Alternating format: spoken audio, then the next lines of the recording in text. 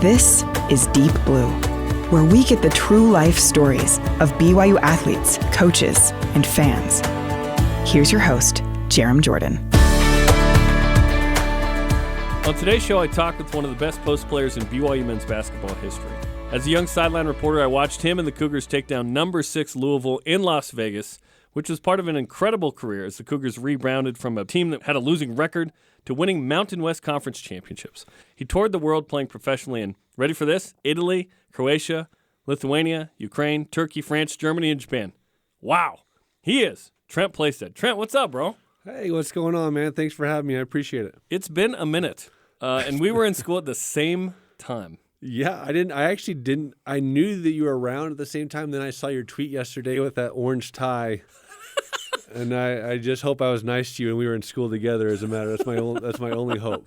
You were super nice to me, and that orange tie was part of a video from True Blue. Used to be a weekly show we did. That's right. Now we have BYU Sports Nation. We killed True Blue because we're like, well, we have a daily show. We don't need a weekly show. Yeah, you're big time. Yeah, but Holly Rowe was the host, which is pretty cool. She's big time. And you guys had just beaten Louisville and lost a close one in North Carolina. That was a fun weekend in Vegas. Yeah, I remember that weekend actually really, really well. That was a fun weekend. That was a pretty big time weekend for BYU basketball where we kind of got launched onto the scene. One of the things I remember, though, is we beat Louisville and lost to North Carolina. And I remember I was so angry because we lost to North Carolina and everybody was congratulating me. And I was like, what the heck? We just lost. Why is everybody, but that just goes to show that there's, like different expectations for different people. So I remember talking to Coach Rose about like, why is everybody saying that we did so amazing? We just lost to North Carolina. And it's like, yeah, it's kind of weird how that is, isn't it? So I remember that very well. So we'll start there and then we'll dig in more. But so BYUtv actually got that game. We would not get that game now. Like, right. We got that game somehow. Our graphics look so bad. Like, if you go back, we've come a long way. You guys upset, Rick Pitino and number 6 Louisville, and that starts sort of, this group in 07. And 06, 07 was really good too. But you guys are climbing out with Dave Rose of. Steve Cleveland did some awesome things. It started to spin a little bit. He's let go. Dave Rose takes over, and this is your redshirt freshman year? You kind of go with Dave, right? Yeah. Your first year is with Steve. You get hurt. Yeah. So my first year was Coach Cleveland. That team went 9-21. Mm-hmm. I was on a medical redshirt. I remember we went to the Maui Invitational at the beginning of that year. We actually played North Carolina, who was the eventual national champion that year. They had Sean May, Raymond Felton, Rashad McCants. And I want to be real clear. I love Terry Nash if he is my guy, but he couldn't bring the ball past half court because they were pressing us the whole. And we just got, I don't know what the right, mollywopped or whatever you want to call it, and we just got destroyed. And that kind of set the tone for the whole year. It was not a great year. Went 9-21. Coach Cleveland decides he wants to go elsewhere. He went to Fresno State, and Coach Rose was the guy, and I was kind of deciding what I wanted to do. Because I could have gone to some other really big programs. I came to BYU, and I just remember meeting with Coach Rose, and he said, "Hey Trent, you're gonna be my guy. You're gonna be one of my main guys." And then that next year, it was me and Lee Camard, and I was the, burst onto the scene as a freshman and blah blah blah blah whatever you want to take that with. But that was a fun year. And then the next year we went 20-9 and basically flipped the script of what BYU basketball was. And then that kind of launched the rest of it to where, I don't want to take credit for everything because there's a lot of people that are involved in that. But that was kind of turned things around from where it was like a really downtrodden year to Coach Rose, who really just kind of changed the narrative on BYU basketball to where it is now, which is pretty amazing. Basically, what you were about to say was, I'm responsible for Jimmer. That's why I wanted to steer clear of that. I don't want to take credit, but there was a foundation that was laid. For sure. I was very fortunate to be a part of, and I feel very, privileged about that. So yeah, it was a pretty cool experience. If BYU stinks, Jimmer might not come here. You know what I mean? If BYU's 9-20 for a couple of years, you got to be in a position where it's enticing. Granted, he came to some camps growing up here. There's some BYU Sports Camps video, Trent, of commercials where 12-year-old Jimmer, chubby Jimmer, is making shots, right? I remember that. And just so you know, Jimmer would have come here because at the time Jimmer was not recruited by anybody. You know, it was like Siena. Yeah, it wasn't like yeah. you know, like I don't. Yeah. Jimmer is the probably the best BYU basketball player of all time. Him and Danny Ainge. So I don't want I love the guy, and he and I are friends. So I don't want to disrespect him, but he would have come to BYU anyways because BYU would have anyway. I don't know that, but BYU is the best program. I can't speak for him on that, but I just know BYU is probably the best program that was recruiting him. Yeah, which is stupid because obviously he is very talented. But yes, I remember him at those camps. He had these ankle braces, these bright orange shoes because he's like a Syracuse basketball fan and just this chubby kid. I remember the first day on campus, he did this 12-minute run and couldn't make it because of altitude. And so, as a freshman, you know what I mean. But and he'll laugh about it now. But it was just really funny because like that was a now Jimmer's Jimmer. Yes. You know what I mean, and he's walks on water or whatever he does, which is great. But yeah, that was an interesting time to think about that memory of Jimmer before he was the Jimmer that we all know. Yes. Right. Okay, we'll get into more of that later. That's great. I've never heard that. That's amazing. Okay, so you have the freshman year where you're Mountain West Conference Freshman of the Year. It's Dave's first year, 20-9, back to the tourney. Was that Xavier? No, we went to the NIT that year. Oh, that was NIT. We lost to Houston. Yeah. Yes. Okay. So this sets up the next year. But you're building. You're like, whoa, we went from 9-21 to 20-9. This is awesome. Yeah. Dave's the guy. Here's the beginning. This weekend sort of catapulted you guys into a space where the nation recognized, and I don't know if maybe the team, it was like validated in some moment what you had worked hard for. Beating number 6 Louisville was a big freaking deal. And I had this goofy grin on my face interviewing Dave after the game. We all did, right? And then you play North Carolina, and like you said, you were disappointed. In fact, on True Blue the next week, I do this interview, we air it, and you said the same thing. I watched it last night. You said, I don't know why people were high-fiving me. We just lost the game. Yeah. I don't remember that, so I'm glad I brought that up. At least I'm consistent. There was some moral victory to that of competing, right, with North Carolina. It was like, hey, look what we just did in Vegas. So what did that weekend mean, and what do you remember of beating Louisville and hanging with number 1 North Carolina? Well, I remember playing in it. I remember playing against Louisville, and I just remember how talented they were. I mean, they had some guys. They had, Terrence Williams, Earl Clark. They had a guy named Derek Character, David Padgett, who wasn't playing at the time. And, I always look at things in retrospect to some degree. At the time, I thought we were every bit as talented as they were. There's no way in heck we were anywhere close to as talented as they were. As I look at kind of their roster compared to ours, we had accountants and they had pros. You know what I mean? So – and so we went and we competed and we just played hard. I remember, I had a really good game that game, and there's certain aspects I remember. Earl Clark, who was I think like the top 5 draft pick, that year or the year after. I remember Rick Pitino because we were competing and we were beating him, and we should, by all accounts we shouldn't have been. And I remember Rick Pitino basically yelling at Earl Clark, "Earl!" He said a few choice words to him. Basically, get over here. If you don't freaking play, you're going to sit on this bench the rest of the – there's a lot more choice words than that. But and I just remember wow, we've got these guys on the ropes. You know what I mean? And I remember winning. And I remember how polite their fans were because these are blue blood programs. And I remember we won. And I was walking to the press conference because I was fortunate to have a good game, and everybody was just like, "Oh, congratulations on a wonderful game, Trent." These are Louisville fans. Man, you guys are so nice. You know what I mean?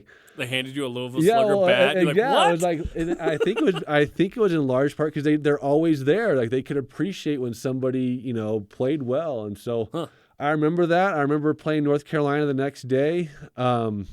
Or not the next day, but it was the next day. I think it was the next day. It was a Friday night and then a Saturday night because BYUtv.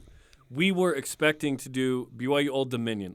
If BYU lost to Louisville, we would do the Old Dominion game. Well, you guys win, so we go home. So I come back and watch the 2007 BYU-Utah football game, which is 4th and 18 in Harvey-Unga. We didn't miss the football game thanks to the win. So I want to thank you for that. Yeah, well, there you go.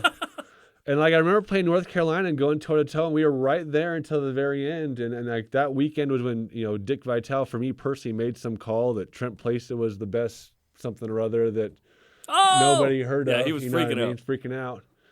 And that weekend, I should have shut it down right after that because if I would have shut it down, I would have been drafted in the first round right after that weekend.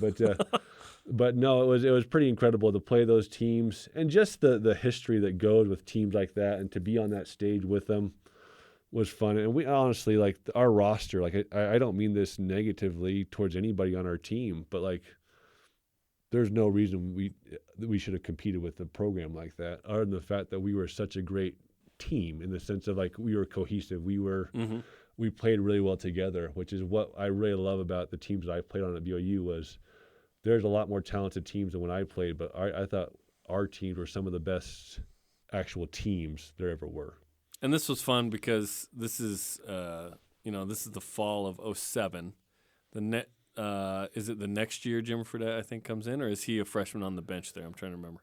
I think he was a freshman on the bench there. No, he was a freshman on the bench my junior year. So that would have been the next year. That would have been the next year. Yes. Yeah. So that was fun, and it's considered one of the greatest losses in BYU history. Yeah, that's right. That's right. Losing to North Carolina, and that was Tyler Hansbrough, and that was good, dude. That was Ty Lawson. I don't think Ty Lawson was even playing that game, though. It was Tyler Hansbrough. I think Danny Green was on that team. Still going in the NBA. Wayne Ellington, I think, was on that team. Loaded. But yeah, like me and Tyler Hansbrough went toe-to-toe. That would be been my best game as a Cougar, honestly, if I think about it. Like it was pretty good. 24-17 against the number one team in the country. Yeah, it was pretty good. That was a pretty good game for sure. All right, Trent, thanks for coming in. No, just kidding. That's right. Okay, so that catapults you guys into this awesome year where you get back to the NCAA tournament. Is that Xavier in Louisville? We no, not Louisville. Kentucky. At Kentucky. At Rupp Arena. That's pretty cool. Hallowed ground, right? We played Xavier, who it was like an 8-9 game, which was those games are always so crazy. And, man, that Xavier team, that was a good team. And we lost. And that was really sad because like we were wanting to be the team that broke the BYU curse of going to the tournament not winning a game. I never did that, unfortunately, so that was not really my thing. But we won the Mountain West Conference. I think like by a pretty wide margin, if I remember. I think we were like 14-2 or something in our conference. Yep. And that was back in the heydays of it all when you played in the pit, you played, at San Diego State. Like those are that was a really good conference back then. So played Xavier, lost in the first round, which was sad, but overall it was a pretty rewarding year. I think Coach Rose won his second Coach of the Year right in a row because the first year they had to give it to him because he went from 9-21 to 29. It's a lot of times most improved award, not best coach. And then the next year it was like we destroyed everybody. So it was like, okay, you get he got it the first 3 years in a row or something like that. Mm-hmm. And then he probably should have got it other years that he didn't because of the same situation for other people. But yeah, that was a fun time in BYU basketball, kind of flipping the narrative of what we were. Okay, so then your junior year, you continue to have a tremendous season, and you guys go 25-9. Yeah. Sorry, that sophomore year.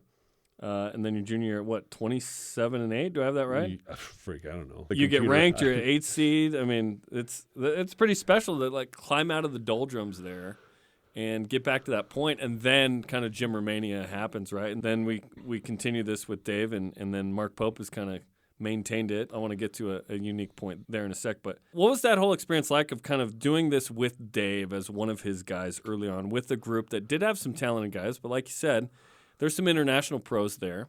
Yeah. There's no you don't have 3 NBA guys on the floor, but you guys are making the tourney, winning conference titles. Yeah, I mean, from the pro perspective, I say this, I try to say this humbly, but I was the best pro, right? I was the best prospect of that group. Until obviously Jimmer came on the scene.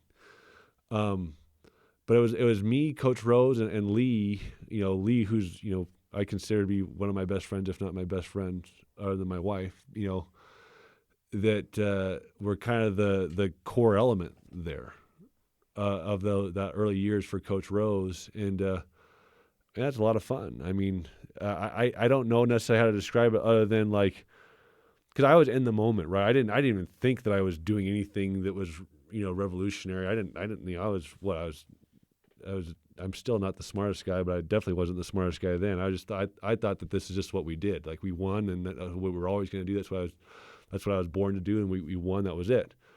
And Coach Rose, to his credit, I think he's the reason why we thought that. It was just listen, here we win. And when he came in, he established this culture of number one, we were going to work for everything we had. So I remember our practices, they weren't super long, but man, we would go to war. I remember we lost my first game my freshman year to, I think it was Loyola Marymount.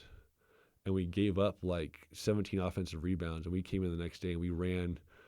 You ever heard of like 16s or 17s? It's like this horrible conditioning drill like we did at the beginning of every practice because, like Coach Rose was not having any of that nonsense. So little did you know that's future WCC team for BYU. And that was back when Coach Rose had this, like he always had a fire, but that especially for a first-time head coach, he was pretty. And so we would just work.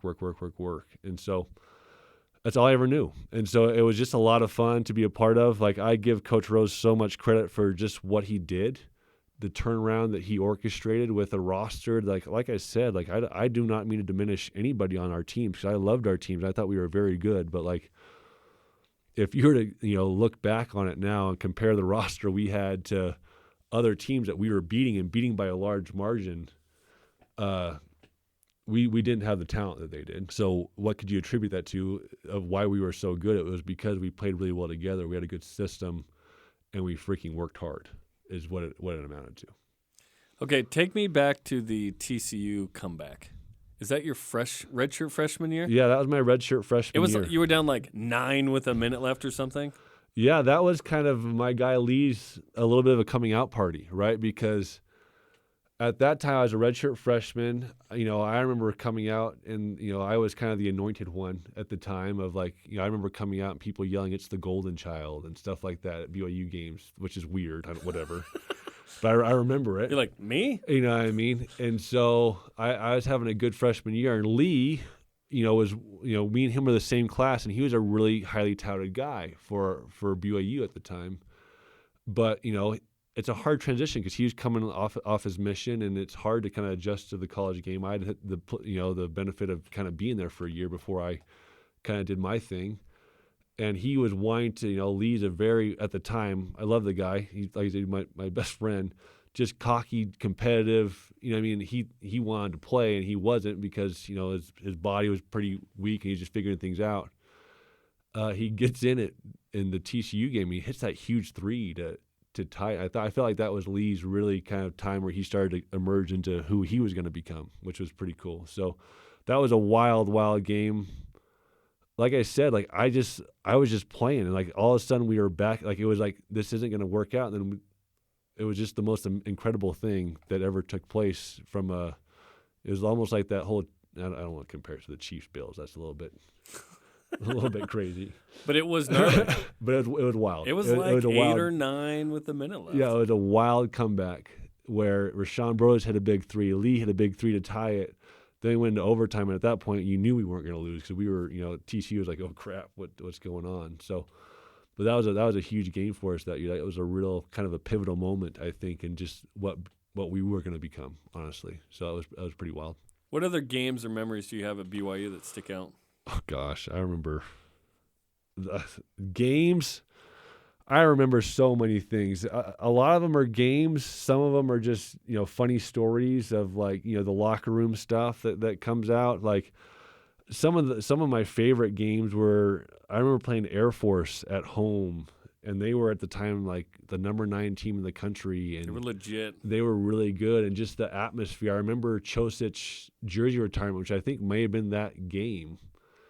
And like just the Marriott Center at that time, like the Marriott Center then was awesome. It's beautiful now with the seats, but at that time they had the student section like right across from us with the benches that would go all the way up to the. I miss it. To the sky. I do too, and like it sat like 23,000 people, and like I just remember those big games where like that place would get full with like 22 or I think it was like 22,700. Yes. Now it's 19. You know what I mean? Yeah. And, like, it was just incredible. Like, you could not hear yourself think almost. And another thing that I remember that is not actually talked about is when I came to BYU, I mentioned that we lost my first game my freshman year.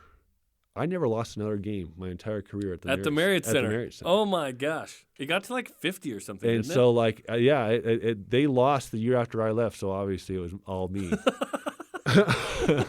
But no, they lost. I think it got broken because they got Wake Forest to come in here. Yes. The year after I left, and that was a huge game. That's what broke it. They were number 6. Yeah. Yeah. You were like, I already beat number 6. Yeah, that's right. But no, I never lost another game in the Marriott Center that entire time. And the more I think about that, like that's incredible. It is. It got to a point where we were at home. It was like we weren't gonna lose at the Marriott Center, and I hope they could do that again, because the Marriott Center was a really big home court advantage for us, and so that was a pretty wild run of consecutive wins at home. Because we played some really, we brought in a lot of good teams that we played at the Marriott Center, so it was a lot of fun. Yeah, Mark Pope's only lost, I think, 3 or 4 games. Really? As of this recording. Cool. So, yeah, not too bad. Okay, so you win a couple conference championships. You have this amazing BYU career. And then after your junior year, you've been at BYU 4 years. You're a redshirt junior. Yeah. You make the decision to go to the NBA draft. You're I think, maybe the second player in BYU history, Sean Bradley and you, to go early, I think. Yeah. Maybe there was someone else. What went into that decision, and how do you look back on it 13 years later? Or 14 now? Yeah, that's a great question, and a lot went into it.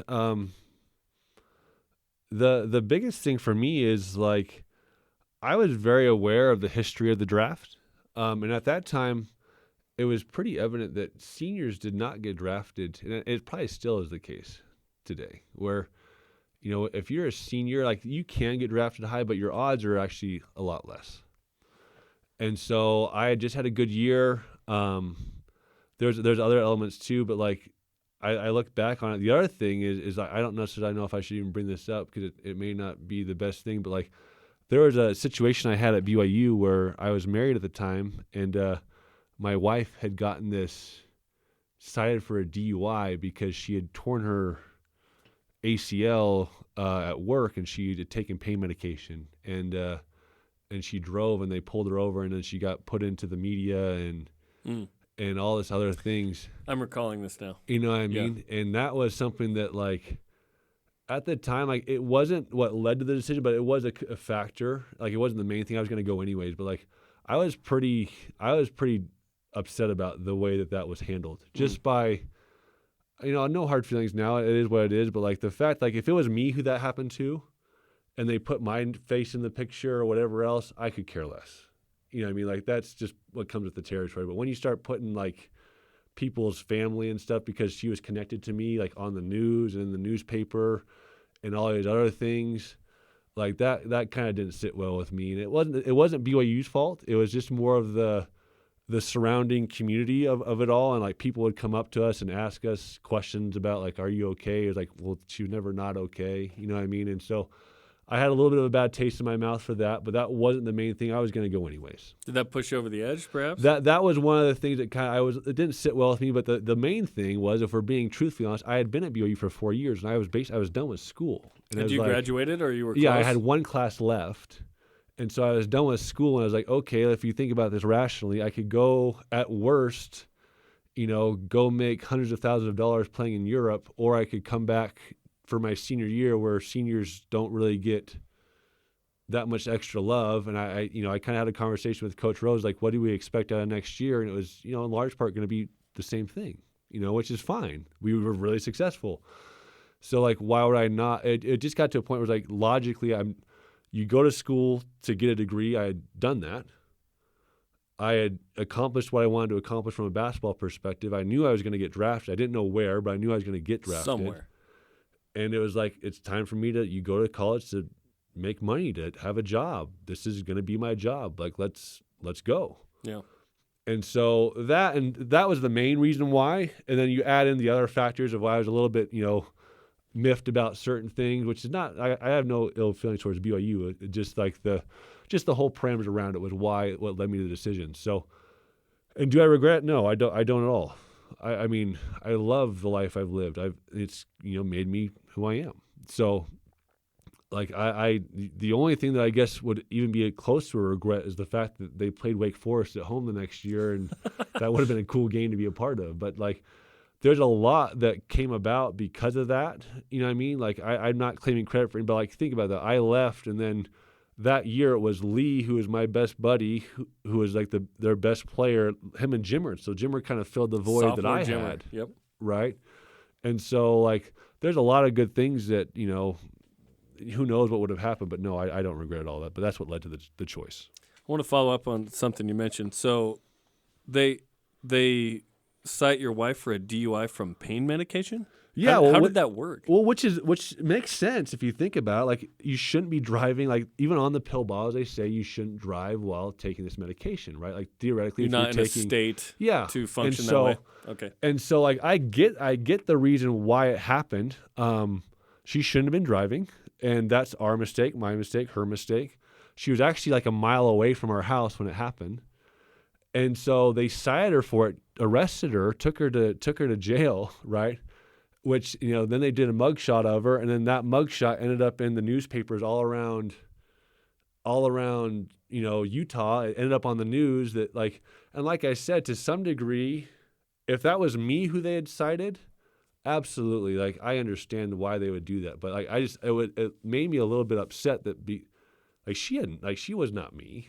She is my wife, right? And now we're putting a player's wife in the newspaper on the news. Like where do we draw the line? Like, that's like, I'm not a professional player. I'm a college athlete, right? Like, and so that was a really hard thing for me to swallow. That I thought that was pretty low down by some of the news outlets that did that and reported on it, and then they would follow up on it for like, she'd have court appearances and they'd be the reporter there to follow up on it. It's like, really, this is the story that we're gonna run with, you know what I mean? So yeah, it was not my favorite thing, and I still don't think that it was necessarily the right thing to do, but on their part. But it is what it is, and it's over now, and that was unfortunate. But like I said, crap happens, life moves on. I definitely learned a lot from it, and I wouldn't necessarily say I'm thankful is somewhat of a strong term to say for that experience, but like, I learned a lot from that situation. So, but yeah, that was something that was factored in. It wasn't going to sway it one way or the other, but it was something like, okay, like, I'm kind of over this. And it's interesting when a player leaves early. We've had this recently with Eric Mika and Elijah Bryant, where the player, of course, can make the decision that's in their best interest. Sure. And we have yet to have this one, by the way, a BYU player going to a bigger university as a transfer for 1 year. Right. It will happen at some point, and it'll be interesting to see how the fans deal with that. But there's this angle, too. It almost feels like the fans expect, and I'm guilty of this to some degree in the past as well, of, okay, well, then if you play in the NBA, then it validated the choice. Sure, yeah.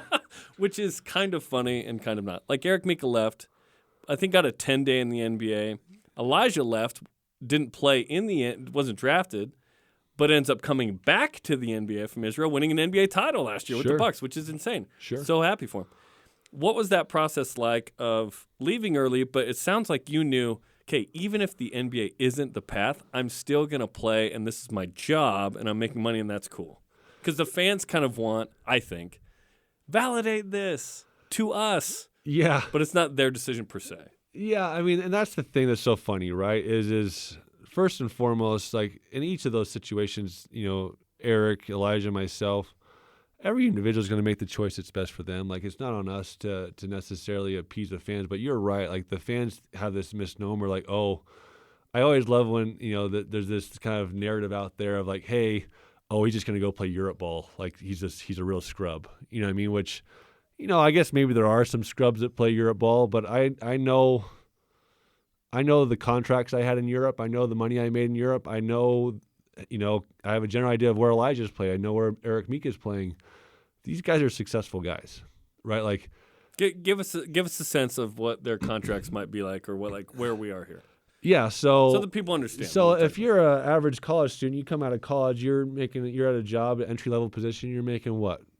Even now in today's days, you're making $50,000, $60,000 maybe if you got a solid job. I made well into six figures my first job. I know Eric Mika's made, and then as I progressed, I made multiple six figures. You know what I mean? And you didn't think about American heritage. And I know, right? Like, and I'm playing a game of basketball, and the other element to that is like I played for a team. They paid for my apartment. They paid for my car. They paid for my internet. They paid for my utilities, and they paid my taxes in that country. So the amount I made was actually like a net amount. So like I would make that amount, and I would almost bring home every last dime of it because I was so cheap. I never spent any money on anything. So like Was it an NBA salary? No, and I don't want to make it allusions to it being that, because NBA guys now make a ton, but it was a very good living, way more than 98 or 99% of college students are ever going to have when they first leave, and that's the same with each of those guys.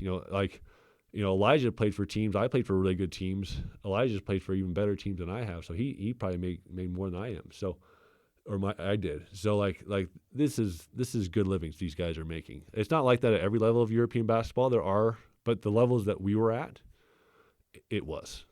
So, it's always kind of funny. Oh, this guy's a real loser. He played in Europe. It's okay. that is a misnomer. There's some great ball, right? Brandon Davies, and he's one of the greatest BYU basketball players ever. I'm talking professional too. Yeah. Just because he had a cup of coffee here and there with the Sixers, right? Trust the process, doesn't mean he's not successful. He's been unbelievable for BC Barcelona. And Brandon's in a situation. I guarantee you, he's making way more money with Barcelona than he ever made with the Sixers. Way more. Yeah. Not even close. It's the next best thing, right? Yeah. And you can live in Europe. And we'll dive into that experience is priceless. And playing in the G League or even on a NBA team would never give you sort of the life experience of that either, right? Yeah, and that's the other thing is the G League at the time when I was doing it, it's better now. The alternative, okay, well, why don't you go do the G League and do the 10-day thing? To me, that was never an option. I applaud Eric Mika for doing that and things of that nature, because at the time when I was there, the G League was paying $30K. It's I can make that in a month. You're like a minor league baseball player. Making beans. Yeah. If I played in Europe, I'm making that in a month. Why would I ever come do that? Yeah. You know what I mean? This is you'll put up with living in another country. Yeah. And the challenges that encounters culturally, language, but it's also an enriching experience to some degree, right? Sure. So it was I love would it have been great to have a long NBA career and make millions beyond millions of dollars? Of course. I mean, that would be crazy to say it wouldn't be. But I look at my experiences in Europe and really my time at BYU was wonderful. I loved it. I appreciate it. It helped me a lot. But my time being in Europe and having that experience, that to me is what molded me into where I am, who I am now. Just because I remember going to Europe and thinking, oh, I'm an American. We're the best basketball players in the world. We're, blah, blah, blah. I'm going to come crush this thing. And just having that kind of elitist American mentality. And you just find out real quick that there's a whole big world out there beyond what's in Provo, what's even in the United States, right? That people are good people everywhere. You know what I mean? It's just it's so wild, the experiences I've had that have kind of opened my eyes to the global perspective of things. And I wouldn't trade that for just about anything. It would take a lot of money for me to ever give up the experiences I had and what I learned just from, the global experiences that I had, which is pretty cool. Okay, we'll dive into those in just a second. Okay, so 08 draft, you felt like you were going to get drafted. You just didn't know where. Yeah. You go second round. Did you feel like you were going to get drafted in the first round? And would that have changed anything with the NBA for you? I mean, so at the time, and I believe it's still this way. So in the NBA, if you get drafted in the first round at the time, and I don't follow it as much as I used to, you were guaranteed a 2-year contract. It was guaranteed. So if you were one of the first 30 picks, you had a guaranteed 2-year deal. It was going to be a couple $1 million. Depending on if you're the first pick or the 30th pick, it would go down, just like, every sports league. If you got drafted in the second round, it was at the team's discretion if they wanted to sign you or not. And most people do get signed, but I got drafted. I guess technically I got drafted by the Sonics and then traded to the Pistons, but the Pistons were the one making the pick. And Joe Dumars was their GM at the time, and he called me that day and said, "Hey, we're really excited to have you." And they had basically worked out a deal with my agent, who was Mark Bartelstein. They're like, "Hey, listen, our roster right now is a little bit full," because they were coming off of those really good years where they won, and they're kind of turning things over. Go to Europe for a year, and we promise you'll be signed on our roster the next year. And so we want you to go to a place that's you're going to play a lot, that's a really good league. And so they got me a contract with a team in Italy, which I could have gone to better teams, but they wanted me to go to an environment where I was going to be, a really key component of a team early on.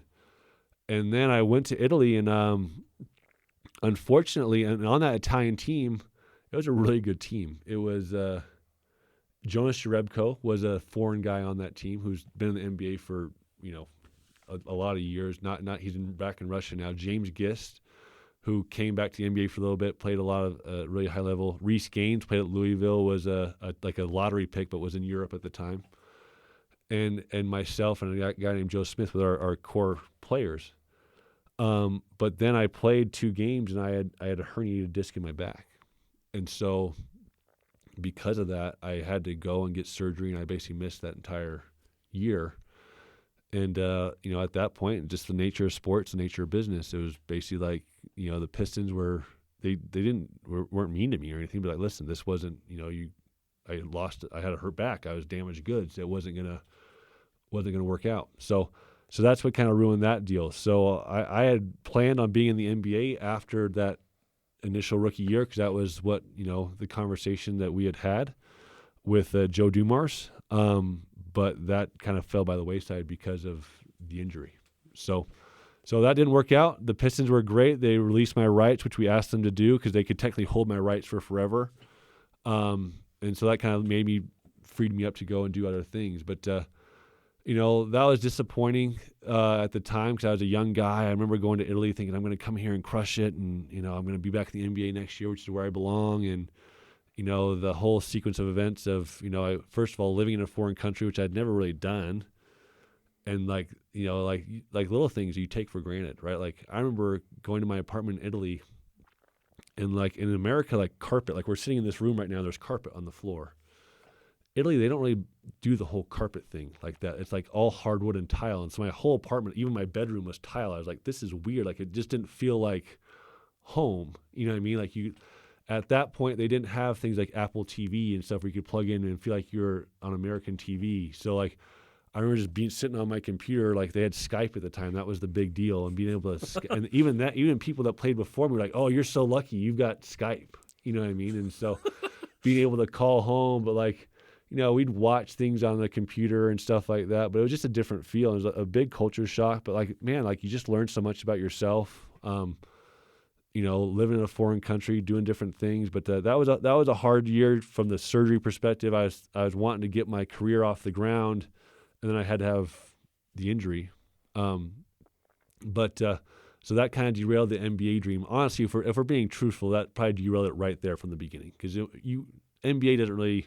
They do give older guys chances, but it's more of if you're going to be a developmental person like I was, it's more of a young person's league. After a certain point, it's like, okay, this isn't really our guy, right? We want to invest our time on somebody who's younger because you have time to grow. And you're what, 23? No. At that time, I was young because I didn't go on a mission. So right. I was 4 years in college, 22. I came when I was 17 to college. So I was probably 21. You know what I mean? You're still feeling old right now because you're not 18? Well, because I didn't feel like it, but at that point I was damaged goods as well. Like I'd hurt my back. Like it was like a different, like the window kind of like, was I totally damaged goods? Could I have done it? Sure. But like, I'm just saying that was my best chance, was that time. And I had some other opportunities down the road where I was really close. So I don't want to say to the NBA? Yeah. How close was it? With the Sixers is when I was the closest. And we can talk about that. I went to training camp with the Sixers a couple years later. And that was when Doug Collins was their head coach. Andre Iguodala was on the team. Drew Holiday was one of their young guys. They just drafted Evan Turner. Jason Smith, who I actually played with at Colorado State, he was on the team at the time. And I was... and this is coming from my agent, so maybe he was lying to me, but I don't think he was. I was on the short list of guys to make that roster. I was going to be at the very end of the bench, right? NBA teams, generally speaking, they will carry 5 bigs, 5 or 6. Sometimes because you can have 15 roster spots. And so almost always they will carry it for sure 5, and a lot of times they'll carry a 6th. I was going to be the 6th if they carried one. But right in the middle of training camp, to relieve some of their salary cap situation, they did like a 2-for-1 trade they traded actually away Jason Smith and they traded away a guard and a big and got back 2 bigs to try to relieve salary cap, which means, and those contracts were guaranteed. So that basically means they had 6 bigs on the roster already. I was then the odd man out. You know what I mean? And so I actually remember sitting when they cut me at the very end, I remember actually Ed Stefanski was their GM, I believe at the time, and he told me, he said, listen, for most of training camp, you were on the roster. And then, that trade happened and it didn't work out in your favor. So we're sorry about that, but that's just kind of the nature, and it is what it is. You know what I mean? Like to kind of as a sign of how close I was, I think they, Doug Collins knew they were going to cut me at some point. And we had a preseason game, and they started me in the preseason game against the Celtics, who had KG and Shaq and all these teams. So I'm guarding Shaq and Kevin Garnett. I'm like, holy crap. And, you know what I mean? And so I was in the training room, and Doug Collins comes, hey, Trent, you're going to start tonight. And I remember Maurice Spates, who was a really funny, nice guy.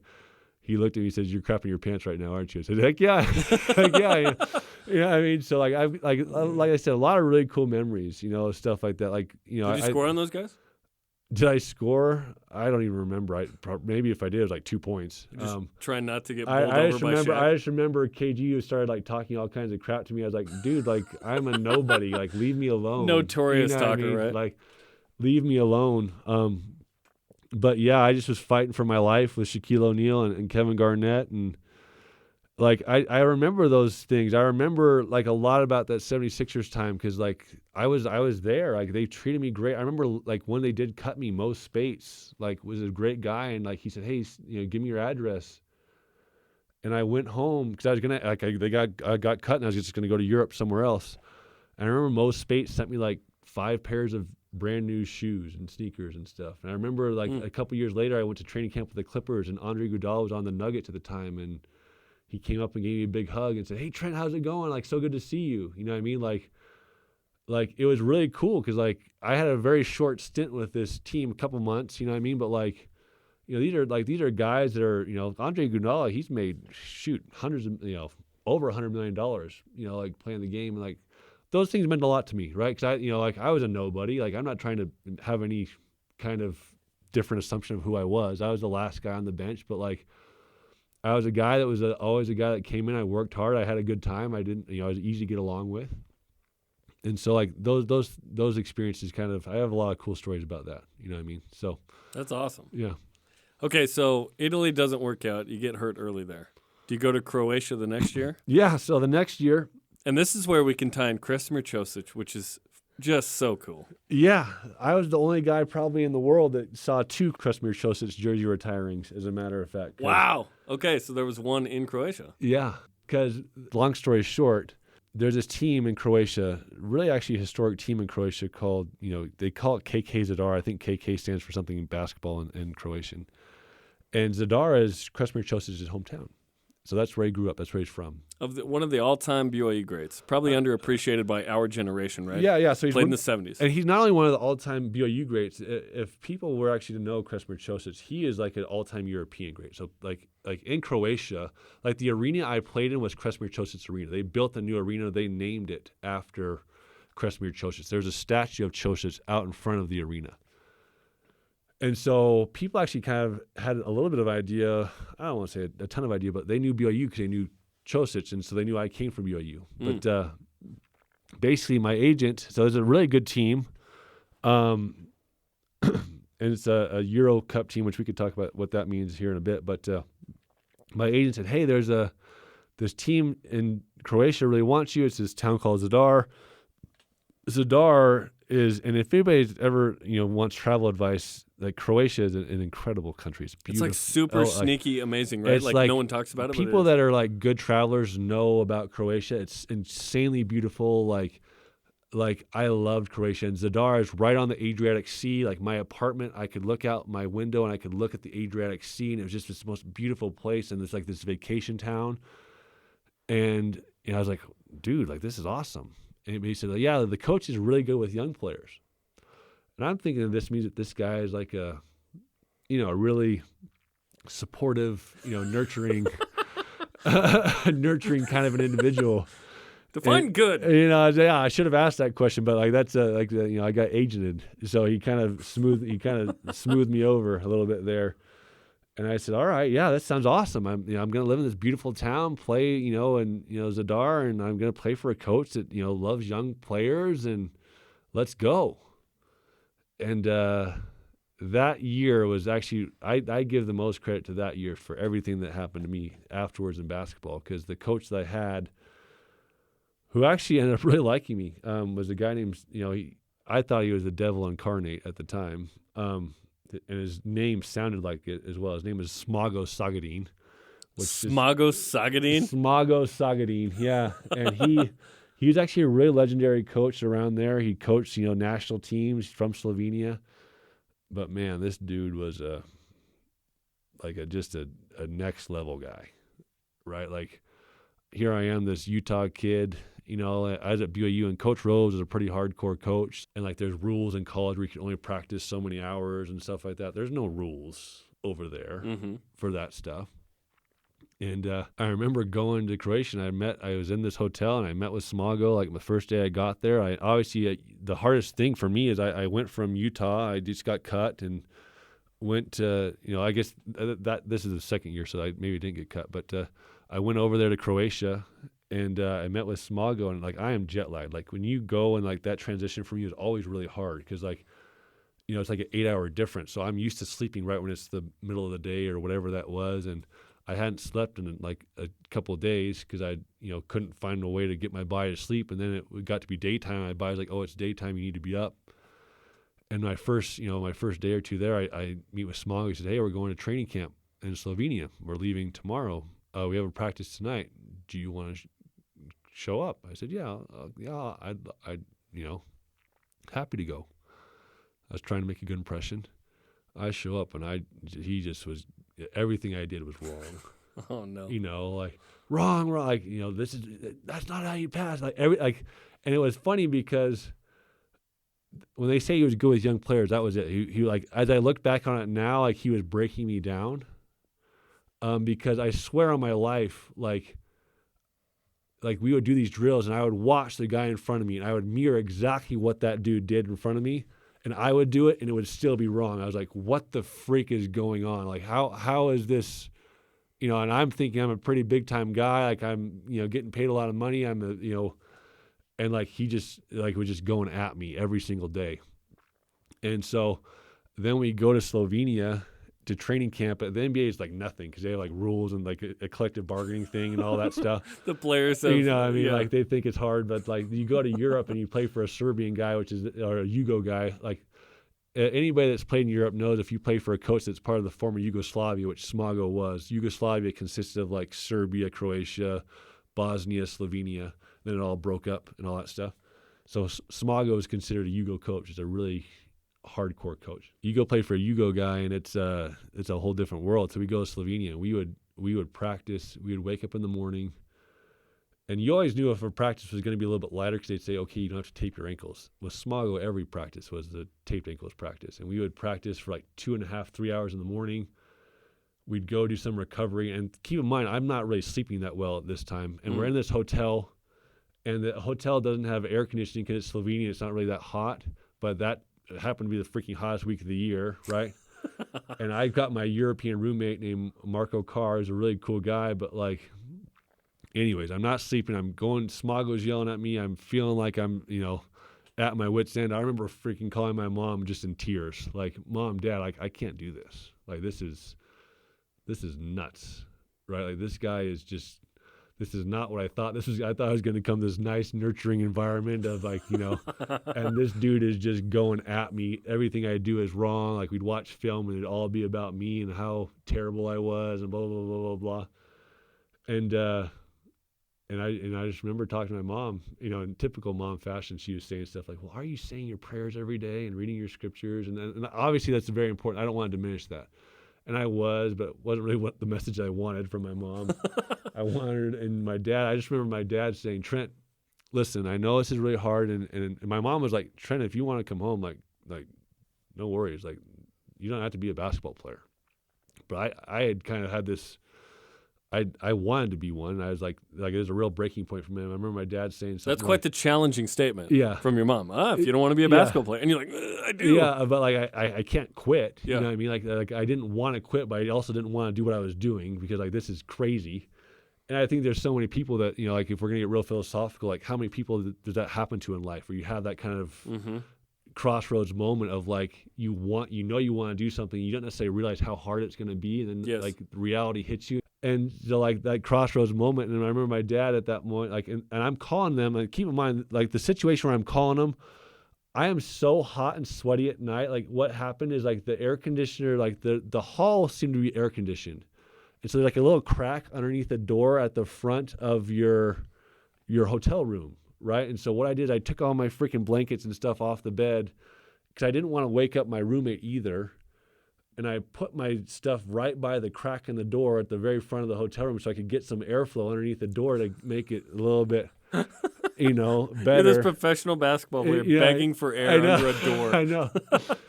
And, you know, and like this is the thing is it's a nice hotel. It just, you know, it's like California. You live in California, you never think you need air conditioning except for that one week of the year or whatever. It gets really hot. But, and I didn't want to disturb my roommate who was trying to sleep, you know, and, I call my mom and I'm, you know, like in tears on the phone. And then my dad tells me at that point, he says, Trent, listen, I know it's really hard, but you could do anything for a month.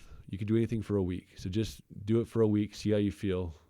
And so what happened is I just started setting goals of like, okay, this is, you know, this is at this point, I'm like a week into this thing. Okay, I'm going to make it through the end of this week, the end of this practice.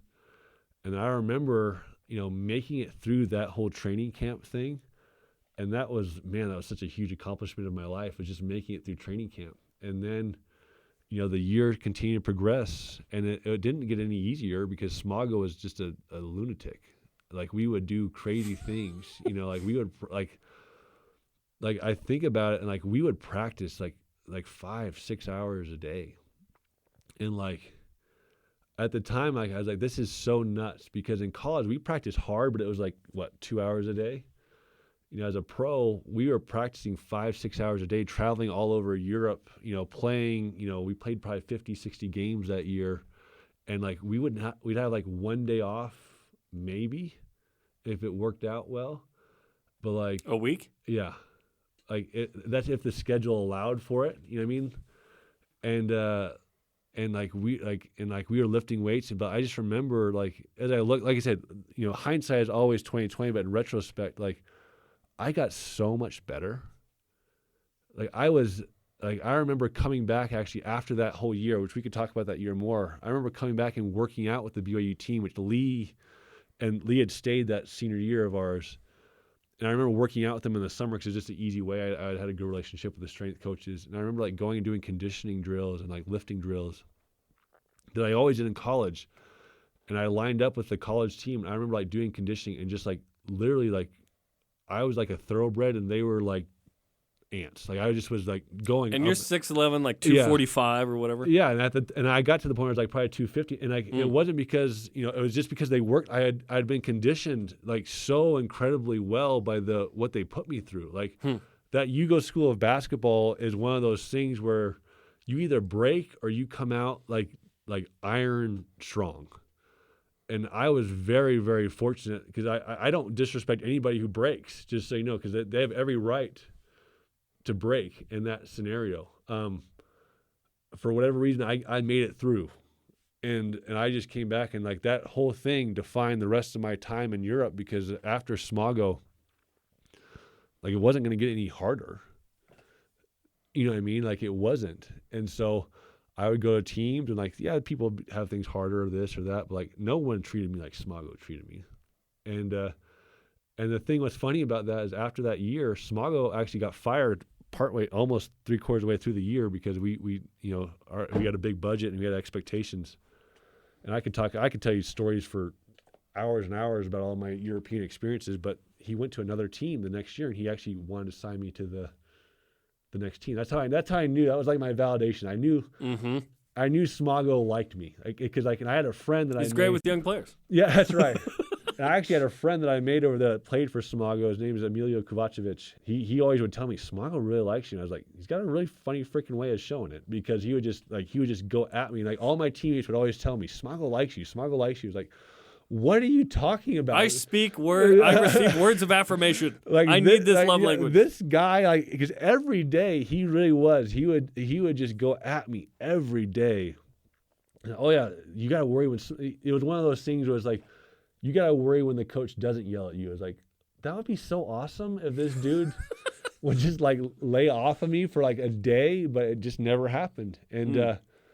And what's crazy about that is after that year, I could have gone to some really big European teams. Like, I really could have gone to some really big European teams. I turned down a number of offers because I wanted to go give the NBA another crack. But yeah, I give Smago a lot of credit for what happened to me. Like, that was a really hard time, but that was a really rewarding time for me as well. So that was a really cool year. You didn't go on a mission, but that was your mission experience. You just described what I felt in my first couple areas. Yeah. It's hot. I don't know what's going on here. The work is difficult. I'm with somebody I don't know. And I'm that's what it's like, dude. And crying. Trying to deal with it, all those things, Trent. Absolutely. Yeah, 100%. I'll tell you what, that was a hard experience. I don't want to diminish your mission experience, but if you had Smago running you to death, physically not the same. You would have been. Yes. But no, I agree. I do think there are parallels. I'm in another place. Yes. I'm uncomfortable. Yeah. No, for sure. Yeah. My lungs were not, receiving the same amount of resistance as yours. Exactly. Okay. Tell me more about, you said you were at a Kresmir Cosic jersey retirement in Zadar. Yeah. So that I'm obsessed with Kres. I just think so highly of him. Yeah, me too. And so like I said, he grew up in Zadar. Zadar had just built this beautiful new arena that was called Kresmir Cosic Arena. You could Google it and look it up and see what it looks like. They had played this other arena that is kind of historical, but they were basically christening this new arena. And obviously, the first person you're going to retire their jersey is the person who you named the building after. And so we were playing our rival, which was Cibona, there's two really big teams at that time in Croatia. It was Zadar and Cibona, which were bitter rivals. People may know of Drazen Petrovic. Drazen Petrovic grew up with Cibona. Like, that arena is named after him. Zadar is named after Cosic. And so go watch the 30 for 30 doc. What is it called? Is it called Two Brothers, I think? Yes. Yeah. That's about him and Vladi, right? The Drazen and Vladi. Yeah. So we were playing our rival, and they did this retirement ceremony for Cosic, and people in Croatia, people in Zadar, people in Croatia, people in Europe, just love Kresmir Cosic because he was really a historical figure for European basketball. And I was there, and his family was there. Like, I didn't understand a word that was going on, obviously, because it was all in Croatian. But I just remember thinking to myself, I was at his retirement at BYU, and now I'm here at this arena too. Like, there's no one else that's done this but me. No way. So, other than his family, which I'm sure was there. That's amazing. So yeah, it was a pretty cool thing to have that connection, because people would talk to me about it. Like, it was a really cool scenario. That's amazing. If I ever have any Kres questions, now I know I can talk to you about this, because I didn't realize you played for Zadar, dude. Yeah. That's so cool. Okay, so in our final couple of minutes here, walk me through the next rest of your life, because I'm seeing Lithuania, Ukraine, Turkey, France, Germany, Japan. That's quite the journey. Have you been to every continent? Have you been to Africa? I have not been to Africa. So Africa and Antarctica. That's it. South America I never actually went to, so I wouldn't count South America either. But okay. So merely 4 continents. Yes.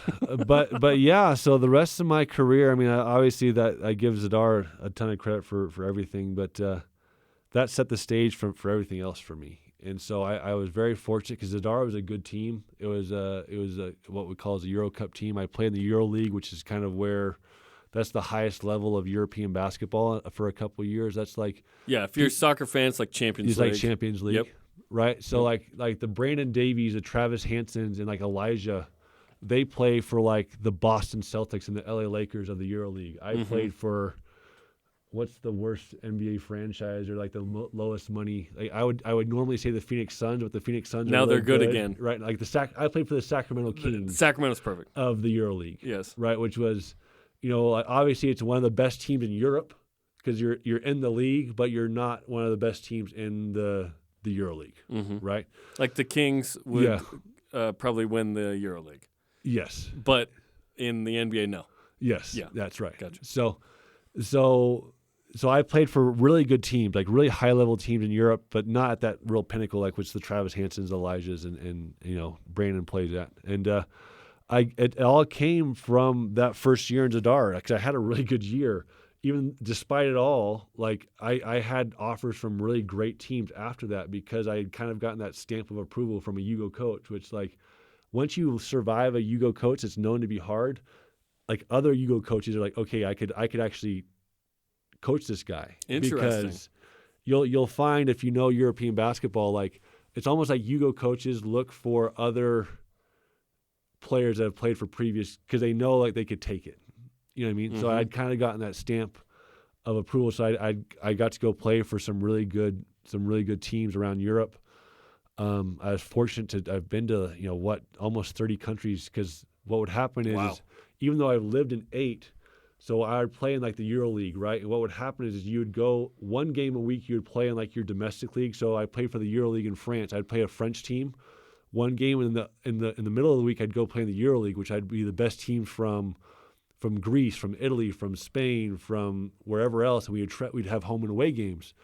So I traveled all over Europe playing basketball games, against really good teams in these crazy environments. It's not like, the United States where people are, BYU is cool and all, like they get really rowdy and it's a crazy environment, which I love, but it's a little bit different when people are smoking in the stands, they have flares and they're blowing these horns, these big flags, and they're beating drums and like people are throwing stuff at you. That's why you have those shields that kind of cover you. That because if you're at a visiting arena, like when I played in Croatia, right, we would go to Serbia and play against these really big teams in Serbia, and they hated us because there's a civil war between Croatia and Serbia, and I remember these Serbian teams would chant Serbia, Serbia, because and we would have a police escort right when we crossed the border. You know what I mean? So did you ever feel like you were in danger in any of those moments? Me, no. I never felt like my mom thought I was in peril all the time, but I never ever felt like that. I mean, I just never did. And I kind of bring things full circle. Like it was wild. I look back on it. Was I in danger? I never felt like I was. Maybe I was. I never felt like it. I'm a pretty big guy. I don't really get intimidated like that. But even so. But I what's crazy about to me is even though I was in some hostile situations from a basketball perspective, my life situations, my interactions with people were always wonderful. I mean, people in Croatia were amazing. People in Japan were the nicest people I met. People in Germany, people in I played in Turkey, which is predominantly Muslim. These are wonderful, nice people. You know what I mean? And I thought about my perspective of how that opened my eyes. Everybody has a family. Everybody wants the best for their kids. Everybody wants good things, for their family, for their peers, for their friends. It doesn't matter if you're Muslim. It doesn't matter if you're Buddhist. It doesn't matter. And there's all these narratives, I feel like all the time, in our country about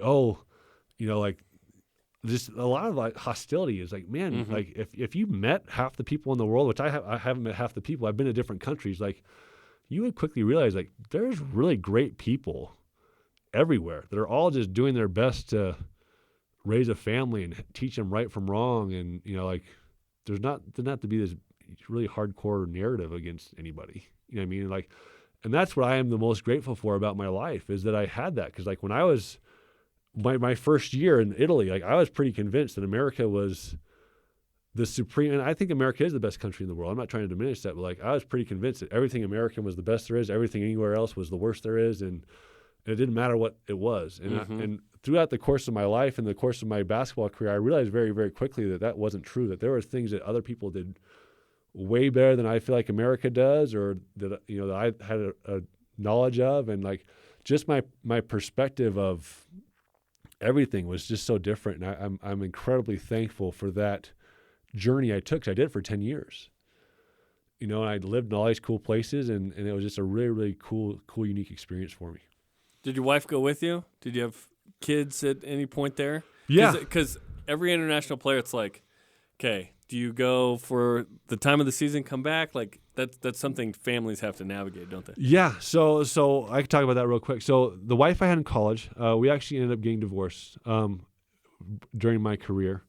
It was really hard. It was a hard thing for her. I don't want to speak for her or anything like that, but it didn't work out. So for the most part, after that season in Croatia is when her and I actually separated.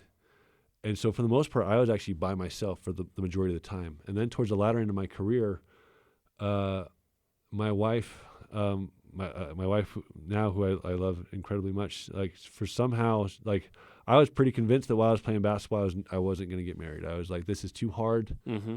This is a challenge. I'm not gonna get married. And I dated my wife for a couple of years, and thank goodness to her, because I'll be honest, like I was not the best guy to date, because like I'd come home and we'd date and I'd say, all right, see, I'm going, best of luck, I'm going to play, you know what I mean? Like, and she stuck by me, and like I even told her, like I listen, I had not the best experience with this, like I don't want to do this. This is too hard of a life.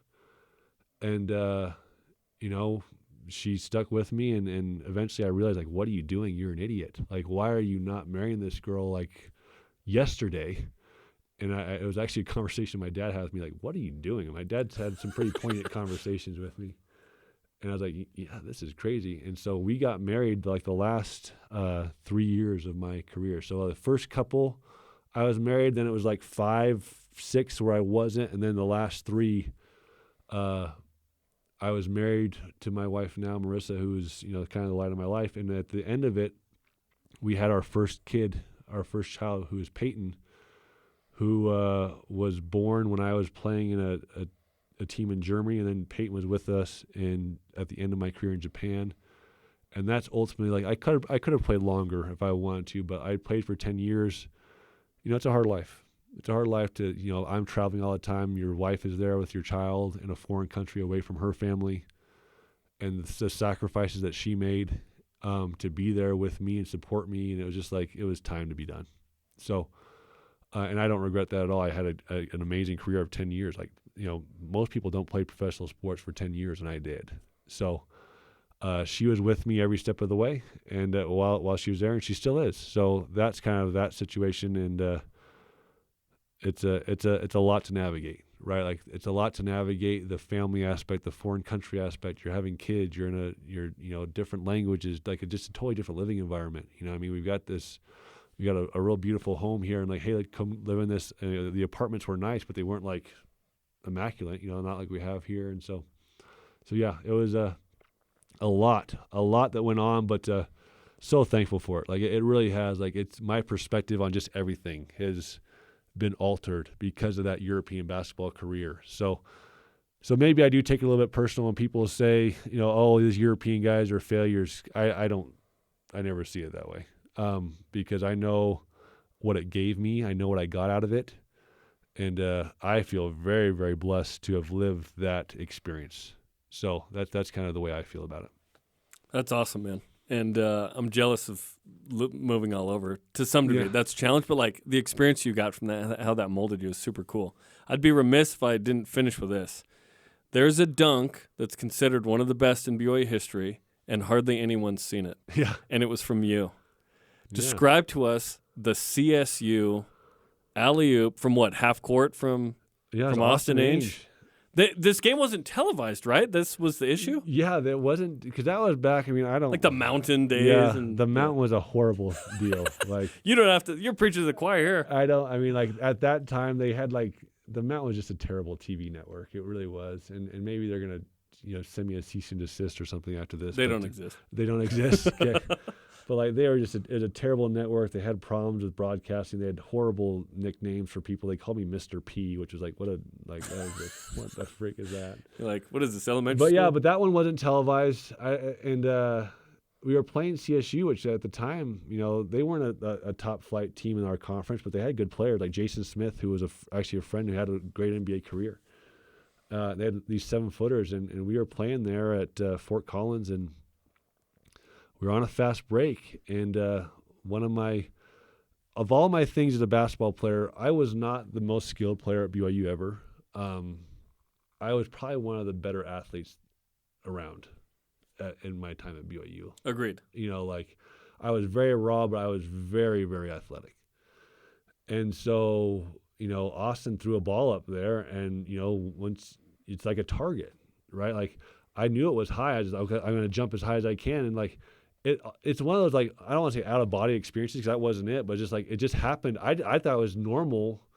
And then everybody's asking me these questions after the game of like, that was the most incredible thing I've ever seen, and blah, blah, blah, that, like the dunk and blah, blah. I was like, really? Like, cool. I'm glad, you know, like it was just a ball. I went and got it and I smashed it. I was just like, it was an instinct. Was it like high upper left backboard? Yeah. You grab it with your left hand, you're left-handed. I'm left-handed. So the problem was it was high. It was really high. And so what happened is I had to cock my hand.